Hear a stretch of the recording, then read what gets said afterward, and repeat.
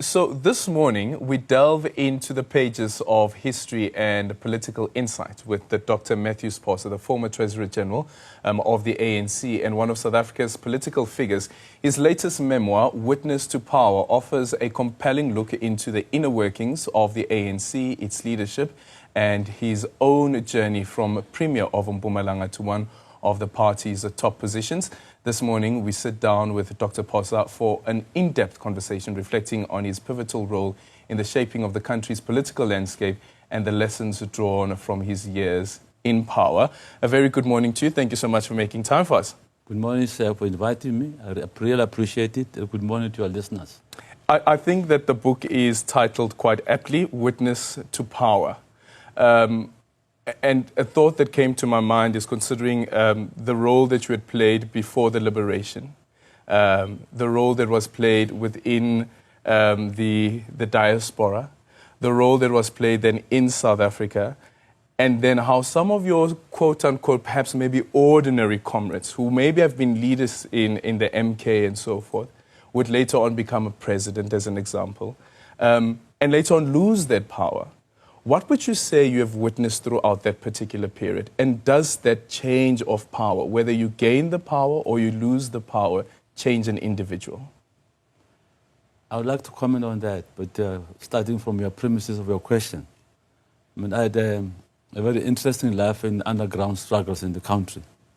In ZAPO, UDF, the ANC, being a political activist, got banned, thrown into exile, at the site of death, with the Flag Plus guys were about to kill me. I escaped by about 3 hours and ran away. But I went to East Germany to train as a soldier and intelligence officer. Came back to the front of our borders and became commander at the borders in Mozambique and prosecuted war the way I needed to do to confront apartheid. But while in the middle of that, I was really surprised that Oliver Tambo and the NEC called me back to Lusaka and said, "You shall go home to start a process of peace with Jacob Zuma and Pendleton Madonna and Gibson Njenje." And we returned home. It was a very dangerous thing. I felt like we were like guinea pigs because we could have been killed. But we said, for the sake of our people, we will return home to start a peaceful chapter. And we did that. It was not easy. And of course, you're talking about people who go into power and get out of power. Some people go into power and become very magnanimous and be honorable to the people. Others go into power, but it goes to their heads and get corrupt. So it affects us differently. I choose the former, that when you go into power, you must be a servant leader. Yes. Yeah. What do you think happens then with that individual? Like an individual that you would have trusted, that you would have, because you also look at, for instance, when you speak about when you set up your first cabinet, this is now speaking about the premier's executive in Mpumalanga, the people that you had brought in, and later on you come and there are all of these allegations of corruptions in the parks. Well, it's very embarrassing, you know. Well, in 94, it was very consultative because there was another government of national unity at that time, you know, with the very different to this one. Yeah, we'll come to that later, but this one was with the National Party only. And it was deliberate. It was to forge white and black into a center, which, and it didn't last long, but Hitler pulled out, well, for his own reasons. But that time, we had to include some of the National Party members in our cabinets. And of course, have our own comrades in. In Mpumalanga in particular, I consulted the structures of the movement, COSATU, SSCP, teachers' organization, to say, what is the team we put together? But you thought you had people of equal moral fiber, but it was not like to be like that. Why did I have to fire more than 2 MECs? Because they were involved in corruption, and I felt betrayed. But I didn't have to have second thoughts about it. I fired them, because I think that's how we should act against corruption. Yes. You fired them, and then later on what would happen is there's the so-called Mapisa Commission. Yeah, the kangaroo court of Mapisa. Yeah, Vali Musa describes it as a kangaroo court as well. It's a kangaroo court put together by Mbeki. But take us back to what happens. So you are the premier of Mpumalanga. Yes. There is this tension within the party that is playing out. There's these investigations that you've initiated as well. But then the party itself, from a national level, starts its own investigation against you through the Mapisa Commission. being led by Nosiviwe Mapisa Nqakula at the time. It's an aberration. A man who fights corruption is then victimized by those who he had fired. If you look at the people in the center in that Mathews Commission who were testifying, some of the MECs are fired. So you use criminals against a man who's serving his people well. But you know what happened. It came to naught. It came to naught. But the pain it caused to people was bad, and the wounds are still bleeding even today in Mpumalanga. Would you say that Thabo Mbeki, the former president, was key to that? He formed it. Yeah. He formed it. It was not an NEC structure. When it reported to the NEC, and I think I must talk about this for the first time, Kada Asmal was chairing the appeal. He called me one afternoon, I can never forget. You know, Kada had this big laughter. He said, Comrade Matthew, and even said, President Phosa, this kangaroo court, that's where I got that word from. It's a real kangaroo court. He laughed and said, don't worry about the nonsense. Yeah. Why would you dismiss it like that? Because it was nonsense. What was the intention? The intention was to neutralize political or perceived political opponents. And then this would be former President Thabo Mbeki. Yes, then it was followed by allegations of plot. Plot by Cyril Ramaphosa, Mathews Phosa, and Tokyo Sexwale from Norway. How could you plot when you have never met for 2 years? Yeah. When do you plot? Plot means serious business. We're plotting to kill him and overthrow him. Joe, that's serious business. Yeah, and we'll come back to that point around the plot. So in the book, page 116, you write that I lost my job as premier for resisting those implicated in corruption and criminality. And I looked at this and I asked myself, so if former President Thabo Mbeki was key in the establishment of the Mapisa Commission, would it mean that he would have been party to making sure that you lose your job as premier because of the corruption that you were investigating? Was it an attempt to protect the people? Let me say it bluntly, yes. But what would have been the intention? These witnesses were fired for corruption. Now the witnesses against me. For what? There's not one iota of any wrongdoing I've done as a premier at the moment. There isn't. It's clean record. You can check it. Not 1 cent was stolen by myself. And I would challenge any politician to say that. Yeah. I challenge them. Well, we're going to come back now to the issue around the plot that you speak about and how that plays out and how, ironically, as you point out in the book, that later on in 2012, these 3 people who are accused of plotting against the former President Thabo Mbeki would then stand at the ANC's Mangaung conference contesting the position of a deputy president. Continue our conversation with the former ANC Treasury General Mathews Phosa and former ANC Treasury General, of course, Mathews Phosa, as we reflect on his book, Mathews Phosa, Witness to Power, a Political Memoir. So the point that we were raising just before we went to the ad break was the allegation that there was a plot against former President Thabo Mbeki. Tokyo Sexwale, yourself, as well as Cyril Ramaphosa, were quote-unquote implicated. Yeah. What happened? Well, I'm sitting at home in White River and I see Comrade Steve Tshwete. May his soul rest in peace and happy belated birthday. Yesterday was his birthday, and I would like to respect him. He was one of my leaders.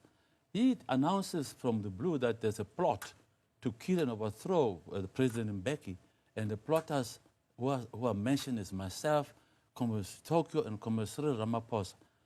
I said to myself, what the hell is this? And Matata said he was the first journalist to call me. I said, Matata, I don't want to insult the intelligence of South African people. It's nonsense. That was my reaction. President Mandela came out and said, this is rubbish. He dismissed it. Kosato, thanks to Kosato, dismissed it. And then but the proceeded. Jigis Labour investigated us for 12 months and found nothing. And Comrade Steve called me and said, Comrade Matthew, we found nothing. I'm so embarrassed. Can we go and have a press conference and talk about it? I said, when you announced it, you were alone at the press conference. Go back and have another press conference and announce that you are apologizing, which he did, and I respect him for that. Yeah. And to date, you say that from former President Thabo Mbeki's side, there's been no apology or an acknowledgement of what had taken place. Not directly. I assume Steve Tshwete, when he spoke, he didn't speak on his own personal capacity. And I've reconciled myself with both of them. I will hold no grudges, nothing. What's past is past. We move on. We're revolutionaries. We can't stay when someone has made a blunder and hang him on that. Yeah, because here's the point that I want to raise is, in the book, of course, you write about the plot. Steve Strater makes this announcement during during a press briefing, I think was on the SABC. But many years later, in 2016, former President Thabo Mbeki, in the numerous letters that he penned during that particular time, one of the aspects that he raises is this particular one, the allegation of the plot. He says that the minister made a serious mistake of confirming these names live on air during an evening broadcast. As soon as the interview was over, the minister telephoned me to inform me of what had happened and to apologize most profusely for his mistake. Is that your understanding as well of how Thabo Mbeki understood what was playing out at the time? I don't accept that. Jegi Selewa was a commissioner of police in the country, where Mbeki was president. Why would he allow the investigation to go on if he thought Steve Strater made a mistake? Steve Strater is not alive to defend himself, in fairness to him. But I don't want to go back because I don't want to talk about him when he cannot respond. It's very un-African as far as I'm concerned. But why would the investigation continue under a president with the commissioner of police if he did not know about it? It's disingenuous. So you don't accept this? No, I don't. He says, naturally, I reprimanded him for what he had done and asked that he should see me. And Kambule was then brought to me by people who believed the story had told SAPS, people who remain members of the current National Executive Committee of the ANC. So no conversation around this would have happened with you? No, this is a joke. I'm hearing it for the first time. Really? Yeah, how could you allow your commissioner of police to investigate a matter for 1 year and then come later and say, oh, it was a mistake? You should have known it was a mistake from the beginning and stopped the investigation. Yeah. We're not being told the truth yet. We're not being told the truth. No, sorry. Okay. Sorry. Then let's fast forward to we are now heading into I think it's the ANC's Polokwane conference. Heading into the ANC's Polokwane conference, you get a call from Zweli Mkhize. He says what to you? Zweli Mkhize first said to me, the lobbyists in the branch, I said, you must stand for SG. I said, listen, I'm enjoying my business. I don't want to be in SG. SG is so full-time. Well, he leaves me alone. Later he says, no, but okay, Gwede has agreed to stand for SG. Will you stand for treasurer? I will allow you to still continue to do my business. I said, yeah, I'll consider it. Then I agreed. Then, of course, I was a candidate for treasurer. We went to Polokwane, and I was elected. I won. But Polokwane as a conference was a terrible conference for the ANC. And I'm saying in my book, it is where we killed and buried the ANC. Ironically, you know what Polokwane means? Poloko. It's a funeral. That was the funeral of the ANC, incidentally.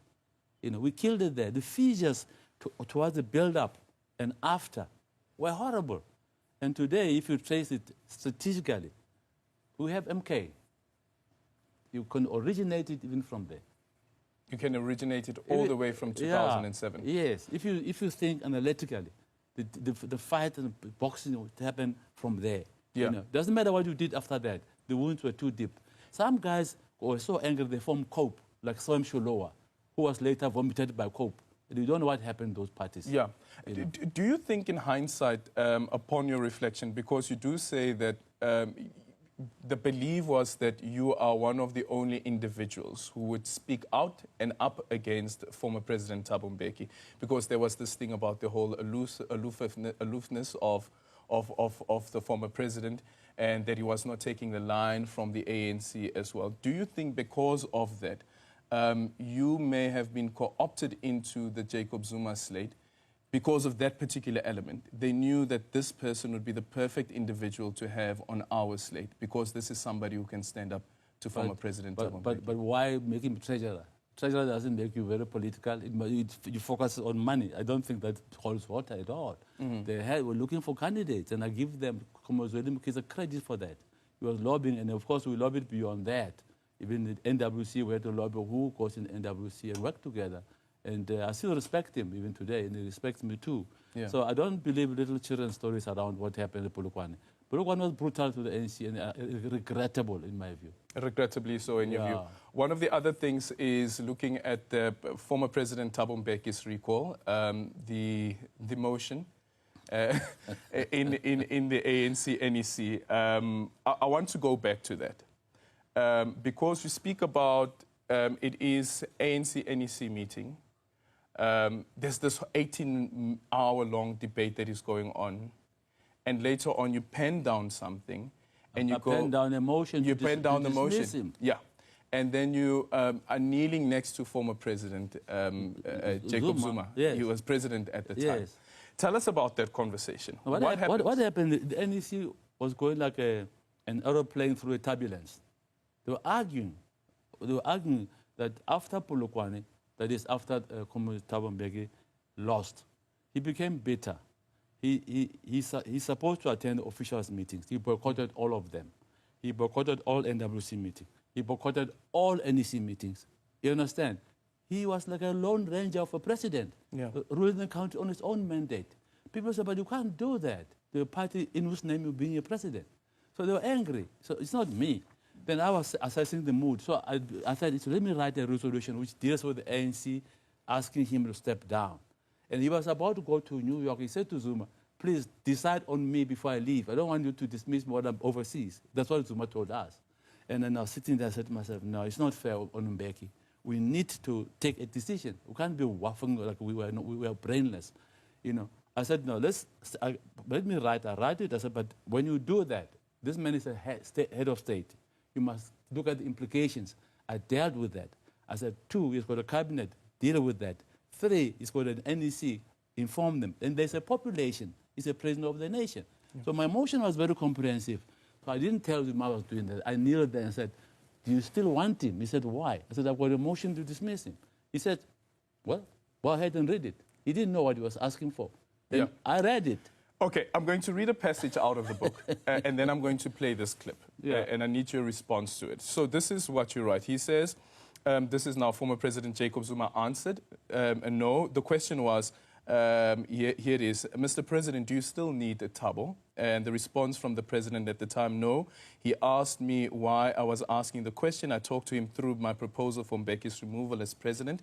I then asked him whether I should move the motion and to formulate as formulated, and Zuma told me to go ahead.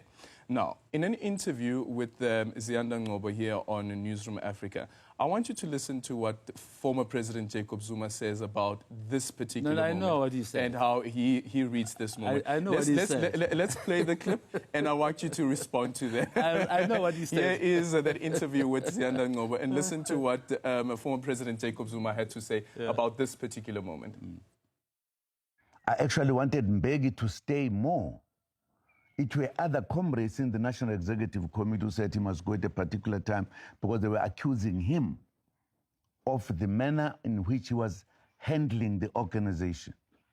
The leadership of the ANC, I was in the minority. I said, let us not do it. Let us find a way to talk to Mbeki, how to handle himself until the final stage. They said, no, no, no. I've never done so. Whoever has that impression, it is wrong. I actually defended him. Is that a true reflection? I want to be very polite to Comrade Zuma. He may have said those things to members of ANC outside the NEC. But in the NEC on stage, when I asked him whether or not he still needs President Zuma and President Mbeki, he said, why? I said, I got a motion to remove him. He said, go ahead. And I went ahead. I wouldn't have dared in that NEC to read that motion in his presence. And he would have opposed me if he maintained that position. Let's look for consistency. He didn't oppose me. He kept quiet. So according to you, your version is the truth? Because he did not oppose me as well. He didn't oppose me when I moved the motion. The only people who opposed me came from the floor, not from the table. And I don't want to mention their names. But their opposition was mainly that, listen, he's left for 6 months. Why remove him? Comrades were, as they say in African, so heartful and said, he must go. And then we then said, Zuma cannot follow him because it will look like Zuma was making his own nest. We prefer that Kgalema be the interim president. Yeah. Yes. It was, I think, one of the quotes in Reverend Frank Chikani's book is Baleka Mbete said Ngoku. I don't know if that is the truth. that it must happen now. It must happen. Maybe I'm misquoting him. No, you're not misquoting him. But it shows you the mood of the NEC. Yeah. They were tired. They just felt, they're being undermined. Okay. It's an organization. And like Zuma is putting it, actually he's putting it very correctly to say they were angry. I was not even angry. I was trying to mediate a situation which was boiling. And then later on, though, then you also then get a call from former President Jacob Zuma. Now it is him who is on the firing line. He's about to be recalled by the ANC NEC. And there is a document that he shows you, legal papers, where his lawyers have instructed, well, he's instructed perhaps his lawyers, I don't know how this unfolded, but there's a document that where he's going to be challenging, was it the motion of no confidence in him in Parliament, or was it the motion that has been brought by the NEC? The NEC took a decision during the day that he must go. And then, of course, they didn't get a nod from him. So obviously the following day they were going to move a motion to remove him. But he went to see these lawyers, and I won't mention their names, I don't want to honor them because they wrote bad court papers. They bring an application under Section 98 of the Constitution. That section is impeachment.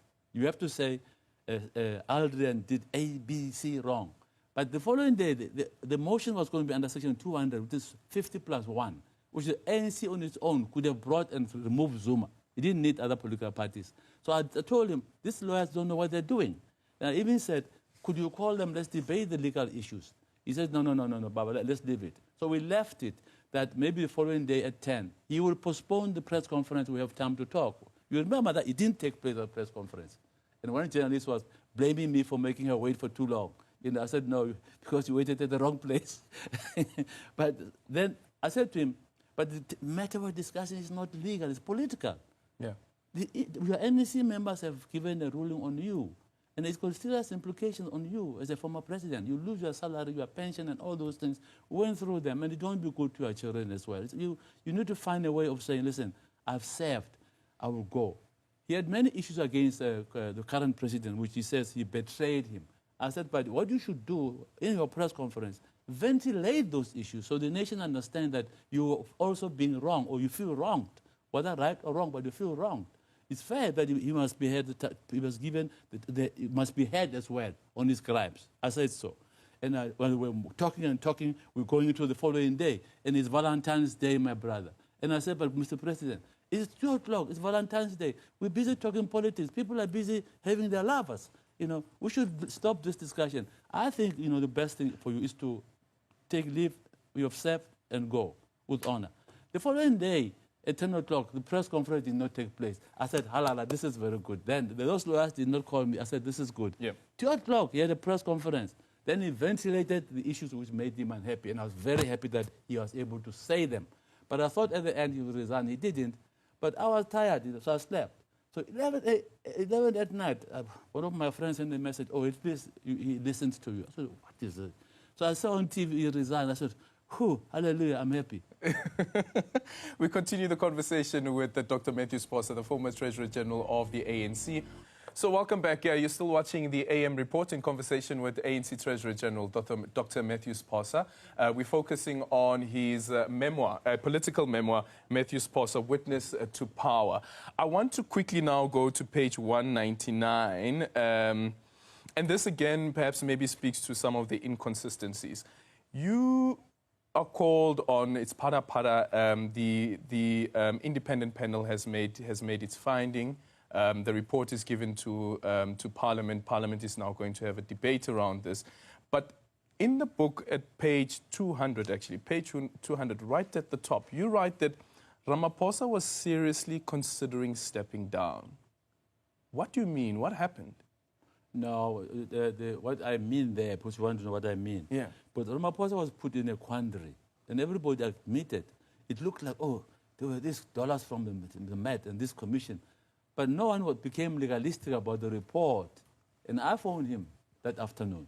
And I said to him, Mr. President, what's going on? Who's advising you? He said, no, there was Judge Maybach. I said, I'd like to see his opinion. He sent it to me, right?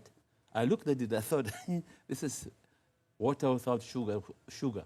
But during the week, my law firm, Phosa Lawyers, had worked out a position in response to the report of Justice Noble, which was very legalistic and very much to the point. There are 8 organizations which were investigating the case of Phala. Then Judge Ngobo never spoke to any one of them. He never asked them a single question about what were their findings. Yet he comes to a finding without a big mountain of evidence. That's why the president, the NPA, doesn't want to prosecute him now. So we were right. I was right to say to the president, I sent him my written opinion. He said, how are you going to handle this? I said, I'm going to newsroom. Yeah, I'm going to talk. I didn't come here. It was virtual. Oh, yes. I said, the interview room. I said, I am going to give my view, step by step, my legal view to the nation, which I did without fear. And then that became a view which really swayed a lot of things. Yeah. Yeah, because I'm right as a lawyer. How can you say, as a judge, I know there are these organizations investigating, but they were aware. We did not talk to them. What do you mean? Why did you not talk to them? What are you afraid of? That they will change your view? Okay, I'm going to come back to that point about the powers of the panel. But again, you say that Ramaphosa seriously considered stepping down. Did he share that with you? I got it right between the lines. You got it between the lines? Yeah. From where? From him. I spoke to him. What did he say? No, he said, listen, this is tough. And I felt this man must be feeling defeated. Yeah. Yeah. But he didn't utter the words that I want to resign. No, he didn't use the word to resign, but I could read between the lines. That's where it was going. That's why I felt, I need to come strong and support the president. Yeah. On the fact and on the law. Yeah, because previously 702 had reported there was an interview that Clement Manyatela had with, I think, Franz Baleni, as well as James Mahlatsi, if I'm not mistaken. And they had told him that the president was considering resigning and that they tried to convince him not to do it. But the president is flat out denying that. He says that there was never a time where he was considering stepping down. Yeah, but I'm not the president. I must ask him again. Yeah. I read between the lines that the president is his back against the wall. You don't want a man to say, listen, I'm falling. But you can feel when someone is falling. Mm-hmm. Yeah, and then I came very strong and said, I'm going to support the president on the law. Not because he was my classmate, but on the law. And you cannot dispute even what I'm saying now. And I'm vindicated by the NPA, which refused to prosecute him because you can't. You need the report of all the 8 organizations, which must find against him. Yeah. So going to the powers of the panel, one of the points that you make is that you can't come to a finding of prima facie evidence. If you, for instance, you didn't call or have conversations with the people that are making the allegations. You can't just do it on hearsay evidence. Do you think that looking at the terms of reference of the panel, that it was set up to fail? It's not for me to judge what Parliament had in mind. But whatever mandate was given to them, I think the panel was unfortunate. And I have respect for Judge Ngobo. I've known him for many years. They were flippant. I said in my report, it's konkelwerk. They didn't go deeper into the juristic forensic issues. Because they didn't have the powers to call to call witnesses. Now, why do you come to a conclusion then? So that's why I'm asking and that. Every commission has got the power to call evidence. Otherwise, they must say, because of the limitations we have, we can't come to a conclusion. Yeah. And that is honorable. But don't come and tell me about the prima facie case when you have left evidence which could be contrary to our finding. Legalistically, forensically, it's a disaster. It's an abortion of justice. It's an abortion of justice. Seriously. Okay, unfortunately, we're running out of time. There's a lot that we can discuss on this book, but I quickly want to ask you about what you see the future look like for the ANC. You speak about Mkhonto, which is a political party as well, but what do you see the future look like for the party as we head into the local government elections? I think I want to make the statement to you and the viewers. We're sitting where we call the GNU, Government of National Unity. You know what? That Government of National Unity is like a stew. It's like a stew. Some parties will not survive the local government elections because of that. Others will become out of things stronger. It depends how they play, the interplay there. Now, my view is a leaning towards the DA by the ANC will lose ANC a lot of votes. Already SSCP doesn't like that. Kosala doesn't like that. So it's a negative to the ANC. The ANC must steer this GNU in a way in which they come out strong. But it's not only a play at the level of government. Out there, the people have lost confidence in the ANC and its leadership. The ANC must renew itself not with words, but with action. You know, there must be proper law enforcement. There must be proper cleaning up of the party. There must be political education of a different type that creates a new moral behavior in public. Okay. Last page, 221. I stand ready to make a contribution again, so to see the Rainbow Nation soar. What does this mean? Does it mean that Mathews Phosa is willing to stand for a leadership position? Does it mean that Mathews Phosa is considering starting a new movement, perhaps? A movement that you speak of, like what does this new movement look like outside of the ANC and the other political formations that are currently there? I believe in our democracy. People died for this democracy, and I feel we dare not betray them. We must make it work. I feel that we should think beyond where we are standing and fight for democracy to survive. I have no issue in forming new parties and all. I would have done it a long time ago. I had money to do it, for the will to do it. But that's not my agenda. My agenda is to make sure our democracy works. And we must all, as South Africans, make sure the democracy works. We dare not betray Madiba and Susulu and other elders. Okay. 10,500 copies that have been sold so far of this book, and I guess maybe you'll be printing many more. Thank you so much for making time for us.